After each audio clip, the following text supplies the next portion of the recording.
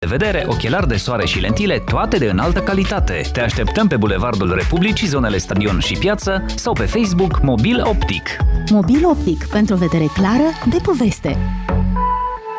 Ai chef să mănânci ceva bun? Mergi la Rulema Cake. Situată pe strada Mihai Viteazu, clădirea gri, vis-a-vis de depozitul Chris Mich, Rulema Cake te așteaptă cu o gamă variată de produse de patiserie și cofetărie, cafea, sucuri și freșuri. De acum, Rulema Cake te așteaptă și la terasă. Vino la terasa noastră și servește în aer liber o cafea, un frape, un suc sau o prăjitură. Ai chef de ceva bun? Sună la 0760 296 804. Rulema Cake.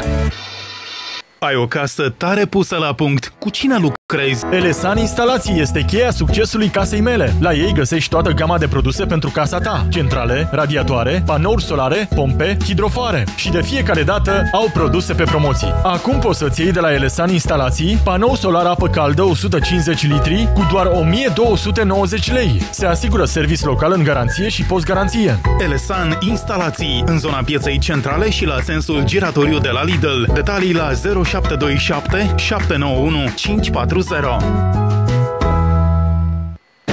Lavoar oval 45 de cm. Tata, haide să mergem! Ce faci, pitic mic? Nu vrei să fii tu șeful magazinului Romstal și să vedem cum stăm cu prețurile?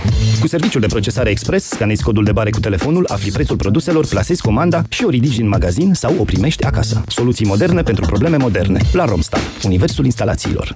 Bunicuțele sunt mereu grijulii. Ele știu să ne însenineze cu un zâmbet, ba chiar să ne ofere un desert bun. Frăgezelele Vetuța de la Senic sunt dulcele pe care bunica de odinioară știa să le coacă. Acele mici cornulețe cu umplutură de fructe sau rahat sunt acum cu drag ambalate în caserole de 350 de grame și 400 de grame.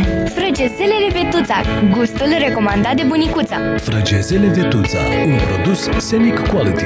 Calitate înainte de toate.